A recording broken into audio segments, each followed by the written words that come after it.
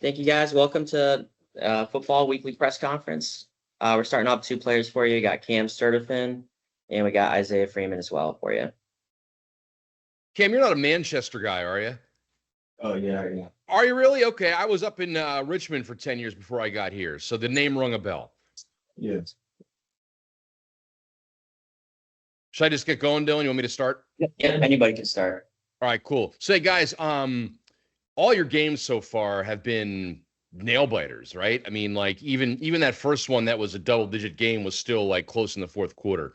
What's it say about you guys that there are no moral victories in football? I realize, but that you guys are really there's no give up with you guys. You're fighting until the end, and you're playing until the clock hits zero. You want to begin? Yeah, we know every game's gonna be a fight. We're ready for it, and that's just throughout the week we just prepare ourselves for the fight, and we go into the game, and we do what we got to do.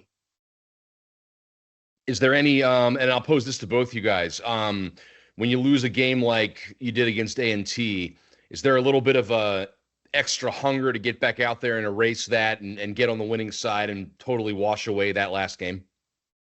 Yeah, I think for the both of us and the rest of our team too, I think it's just one of those things where it just leaves a bad taste in your mouth. And then it's kind of like back to the drawing boards and you got 4 or 5 days to prepare for the next team. Kind of got to erase it, but at the same time, you want to just come out on top for the next game. So I think just being super prepared, super locked in for this week is kind of what we do and kind of just turn the page on to the next game. But I think it's just the little details, the small things that we can fix. But definitely it leaves a bad taste in our mouth. And, this week we'll definitely kind of be prepared and more locked in. So like we can't let games like that slip away. What's the toughest part of it? Seems like it's an easy win there at the end, and it's just the last thing you see it kind of come away from you. Yeah, I mean, everybody on the team, we all share the ultimate goal of wanting to win. So it's not like we got people, who feel good or, about that or whatever. So it's just like when that happens, everybody feels the same. And it's really nothing we could do about it once it's 0-0 on the clock. And just like Zay said, we just got to go back to the drawing board and go back and flip the page. Can you guys describe what the battle of the real HU is in the locker room, around campus, around the program? What does it mean to you guys? I'd say for me, and we kind of got different approaches to it, but it's kind of the same goals. I think we align in what we want to do. And ultimately that's win, want to know every week. But like I said, I just got here kind of in January. And since day one, the community, the alumni, the fans, the team, the coaches, it's been an emphasized game. And it's something that you need to win. There's no ifs, ands, or buts about it. And the goal is to win. And, ultimately, just being locked in and super prepared for the week. And then you got the hype, you have the students and the faculty and, the social media. You kind of got a lot of things around it and making it a big deal. And to us, we know that we understand the mission, we understand the goal. And we're super locked in on the game, and it means a lot to us. What about you, Cam? I think, the historical aspect of it, it goes back years before my time of playing football. But for us, everybody, just like they said, everybody making this a big deal. Just kind of focusing on playing our game and going into that game playing Hampton football and come out, victorious. How much urgency is there going into our game, not just because of the rivalry, but also guys may feel like you need this one sitting at 1-2 right now? It's very urgent. I think the team, like I said, we just understand the mission. We understand the goal. This being the 100th game between the two, it just means a lot to us. So the small things, lining up on the line right, just making sure we locked in. We kind of, no side conversations, mental reps when you're not in, when you're in. Just making sure we're super strategic about everything. And just tightening up the things that we may not have been locked in on previous weeks. From your perspective, what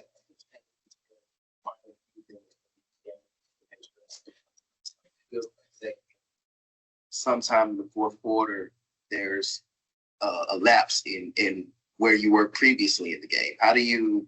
What has to change when you guys can play a 4-quarter game, as coach has said before? I think we just have to focus in on finishing and understanding which part of the game we're in. And, once we're in those final moments, it's never easy to close a game out just like it is to start a game. So once we get to those final minutes, to really hone in on Hampton football and to finish the game out the right way.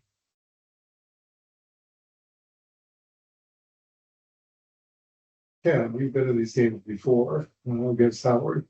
So you got a little bit more stronger perspective. What is the intensity level? How high is it for the battle of the real HU? Yeah, well, because of all the external factors, both teams are, pumped up and ready to go and want to win just as bad. So the environment as well, all the alumni and fans and everybody out there, they raise the intensity. So it's intense. Both teams are hungry and it's the battle of the HU. Isaiah, you're new to this. What have you heard about the rivalry between the two teams? And you mentioned before the 100th meeting between the two squads. Just the historical piece of it, what it means to both universities, not even just on the football field. Academically, it's kind of that battle, that clash. Who's the better program? Who's the better university? And to me, it means a lot because I'm a competitor and I want to win. Not even just on the football field, but all phases of life.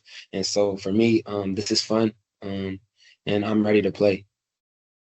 Did either of you guys look at or were you recruited by Howard? I wasn't. No.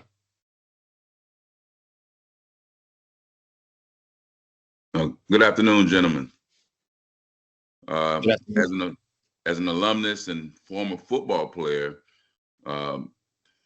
the importance of several games that we kind of check on our schedule in the preseason, this is one of them. As you approach this game and knowing that it's a battle of a MEAC opponent, but HU versus HU, tell us about how can we continue doing what we've done over the past 2 years, which is beat them, and show that we still hold supremacy over the HU battle. I think for the alumni, just your support and showing up and seeing that Hampton blue and everything is just enough. We're going out there to compete, not only for ourselves and our win, but for the alumni and the fans that continuously support us. And Isaiah, I've been watching you over the last couple of games. I see the progression each week. I see a lot of things that you are beginning to excel at each and every week as you get used to playing with HU, with Hampton. Tell us about the progression of your game and what has transpired over the past couple of weeks. I know we had a tough game against Elizabeth City, but we pulled it out. But last week, you led the team in passing and rushing. So tell us about the progression of your game. For me, just understanding what needs to be done to win. Kind of not really getting caught up in anything else. What does my coach need me to do to win? Understanding the scheme, understanding the game plan, kind of sitting in with the coaches and trying to understand what we excel at, what we do best, and kind of putting that out there on the field. And so kind of just the progression just comes from, getting more comfortable within the system and also getting on the same page with everybody. Hey, Isaiah, piggybacking off that, you correct me if I'm wrong, were you Lincoln last year? Yes, sir. So has there been a learning curve? How has the learning curve been making the jump to D1 FCS? And has there been a noticeable difference for you, or is it football kind of just football? I mean, football will always be football. It's a game that we've been playing since kids, and you just go out there and execute, right? But the speed is a little bit, faster. The schemes are a little bit more strategic. But other than that, it's football. Like I said, it's a game that we've been playing since kids, and you get a game plan, you go out there and execute it. what goes on? I just feel like, what kind of mental process when to drop things just there like versus when to struggle or when I guess showing to us to feel comfortable, maybe even drawing up a desired quarterback run, but kind of what goes on upstairs in those moments for you? Stay on schedule, keep the sticks moving, and score the football.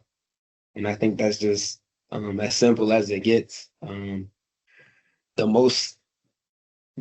just as simple as it gets. If I gotta throw, if I can throw it, throw it. If I gotta run it, run it.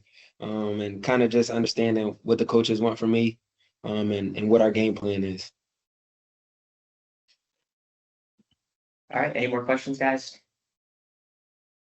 Hey, thanks, guys. Appreciate it. Thank you. Let's go HU. It's time we'll open the floor for questions for Coach Trenton Boykin. Hey, Coach.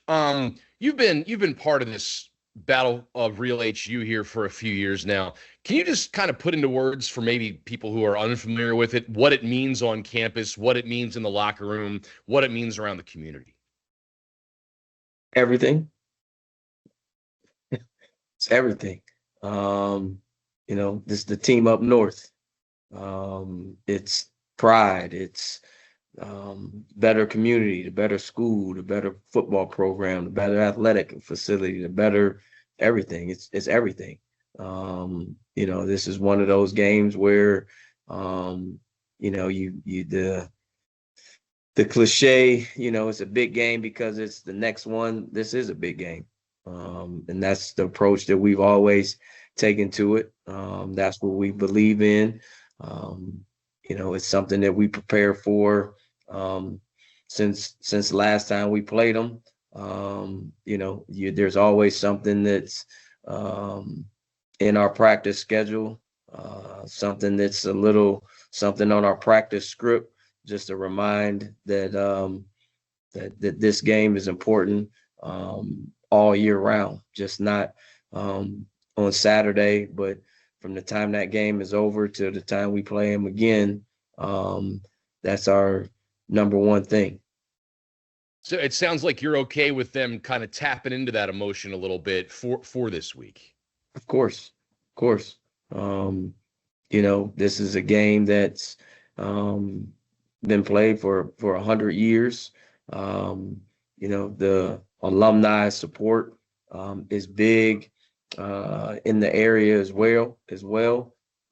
And so, at the end of the day, we're here to make everybody proud of being the real HU.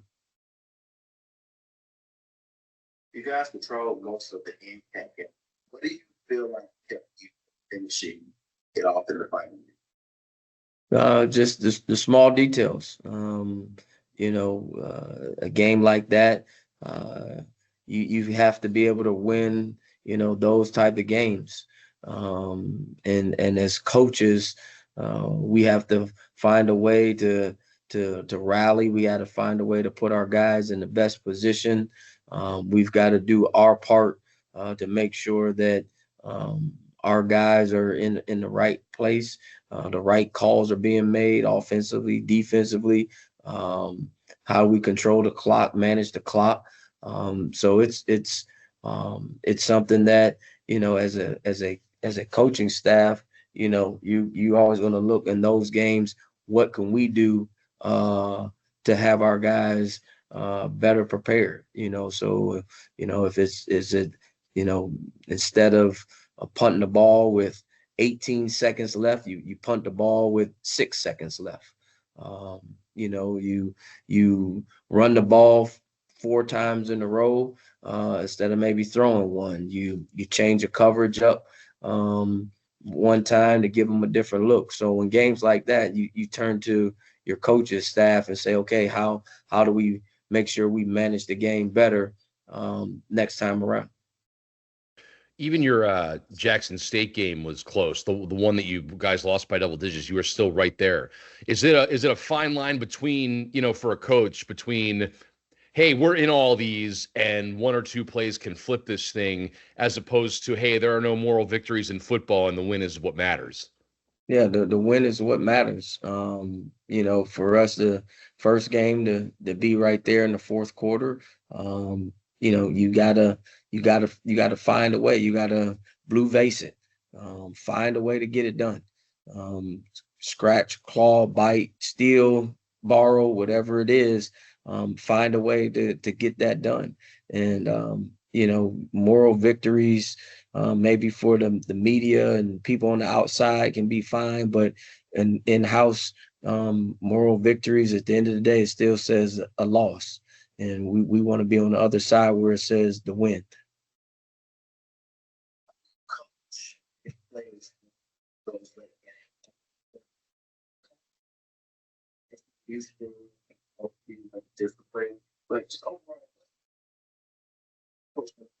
It's the coaching staff that has to do a great job of preparing for the week, knowing the unknowns. It's the coaching staff. We have to make sure that our guys are prepared. We as a staff have to think three plays ahead, 3 series ahead, a quarter ahead. There's things that in my mind that I should have done differently in that game. Once it got to a certain point, I tell our guys all the time, when the football game is over, you need to be mentally exhausted. And that's how we have to be as a coaching staff, mentally exhausted. We have to be 3 series ahead, 3 quarters ahead, 3 plays ahead on, what you see going on the field at that time, so that when it presents itself, we're ahead of schedule, so that our guys, we're already talking about things ahead of time. So when it comes up, we've already know where we want our guys to be, because as a staff, we prepared for that. This is kind of a loaded question, so feel free to tell me you think it's stupid. But when you have a game that you're coming off, is it there's some more hunger there to get back out there and kind of erase, wash that totally away, get back out there and get a different result? Oh, of course. When you play a game like that, and you're like, you feel like it slipped through your fingertips. The thing you want to do next is get out there and play again, and show that you're prepared for the next game. And so, yeah, that's the best way to kind of get it out of your system, is to go play it again, and go get a win, and things feel back to normal again. Coach, how you doing today? Good. T Green, how you doing? I'm great. Coach, I'm with you with the moral victory. I mean, I obviously have a vested interest in the program for a lot of reasons. Tell us about, we could easily be 3-0 right now, but we're 1-2. What do you convey to the team and to the coaching staff to get us over the hump? We're talking about a Howard team that we've beaten 2 years in a row, but they are 2-1. So we have to come in with the mindset that we need this victory, because now we start in conference play next week. So tell us about the mindset. How do we get over the hump to get into that into the victory lane? Prepare. We've been doing.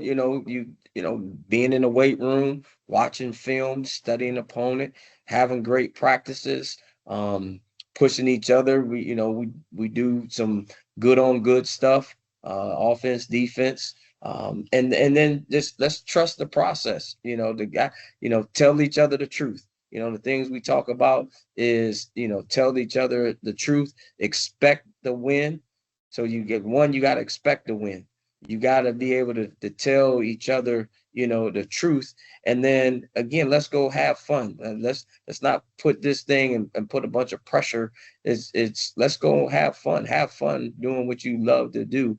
And we'll do, the right things. We've always, I feel like since we've been here, we played them in 21, 22, 23, 24. I've been here for all 4 of them. And to me, we've always gone up there as the underdog. So I love it.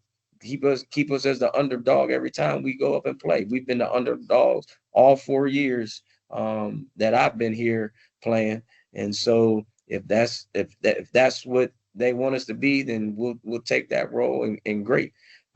Just gives us some more motivation to go up there and play our best football. And Coach, the identity on offense, we're trying to establish, I guess, an identity, or maybe you have, or you want to. Tell us, are we going to see more passing, or are we going to try to get a running game established outside of Isaiah? I know Jaquan does a good job as well. They both have pretty much the same stats running the football. So what is going to be our truly our identity as we progress throughout the season? We're going to run the football. We're going to be able to run the football. I believe in running the football. I think what you're starting to see from Isaiah and what we see from him in practice is him becoming more comfortable in the things that we're doing offensively. And so as he progresses and gets more comfortable in the offense, you're definitely going to see the passing game start to thrive more as he gets more comfortable in the system. But, at the end of the day, if you say, well, we're going to run the ball. We're going to make teams have to put, 6 in the box, 7 in the box to stop the run. And then be able to pass. But, like I said, I feel as you're starting to see him mature and grow as a quarterback here. And again, as he starts to understand our offense even more, he'll feel more comfortable. I think at times, you saw him run because he was still kind of a little unsure. So some of those runs that he had weren't designed quarterback runs. It was just, I'm still not 100% comfortable, or it's like he gets to his first read and the second read, but he won't get to the third read yet because just him being comfortable. So 1, 2, no, I'm gone and run. And, and he runs well enough that, hey, I'd rather him do that than throw an incomplete pass or a bad pass when it's like, okay, 1 and 2 is not open. But he's starting to get to the point where, okay, I know 1 and 2 is covered. 3 is the next thing that's open, and he's starting to find his way through that. So, again, we played 3 games. I'm positive that by the time you get to 5, 6, 7, that you'll start to see him feel more comfortable in the pass game as well.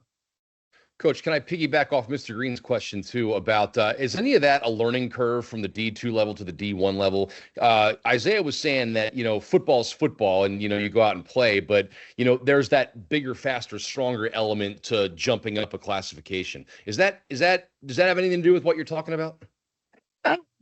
I agree, football is football, but again, what he was taught at his previous school of maybe how to read a coverage, maybe he was only taught, hey, it's 1 and run, where here it's, hey, you have a 1, you have a 2, and have a 3 read. So football is football. You got to be able to tackle, you got to be able to catch, you got to be so run. But yeah, football is football. But when you've been somewhere for 3 years and that's the system that you were in and that's what they were asking you to do, and then now you go somewhere else and they're saying, hey, there's a second read there, there's a third read there, hey, we sprint out and we only read half of the field, hey, this is more of a drop back, we can drop back. So when you do when you come from a different system, yeah, it may take a minute because, again, you've been doing that for 3 years. It doesn't automatically just go away in in 6 months what you've been doing for the last 3 years. It's a process of, like him saying, understanding, what your coach is looking for. Hey, I was Lincoln for 3 years. I understood what they were looking for, by the time I became a junior, but now I'm somewhere else, and what they're looking for, is different. Like I said, there it was, hey, one ain't open, run. Well, if you've been doing that for 3 years, it's hard to all of a sudden just switch it and say, oh, there's a 1 read, 2 read, and a 3 read. And if that's not open, then you can take off and run. So, so when he says it's understanding what the coaches want, it's again, understanding how our system is compared to, where he came from. And again, no knock on anybody. It's just what they were asking him to do is just different from what we're asking him to do.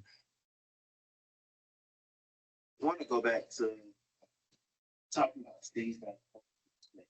I'm curious about maybe a step to pick up, knowing that you and got 2 more games, one at Howard, one at territory, knowing that if you were to drop it, hopefully not obviously, but if you were to drop it, you come back home 1 at 4. So is there a sense that just be about where you stay and the speed you'll get it in Howard? I only know there's 1 game to be played, and that's just Saturday. That's just we got the team up north this Saturday. I'm not worried about what's after that, what's going before that. All I know is we need to be 1-0 this Saturday, and then we'll deal with what's the next Saturday. As a coach, half of the time, I don't even know. Somebody usually tells me who we're playing next. I don't get caught up in what the season looks like 7 games from now, 6 games from now. I got to prepare for this game to beat the team up north, to be 1-0. That puts us at 2-2. And then when we talk again next Wednesday, we'll talk about whoever's on the schedule for that Saturday.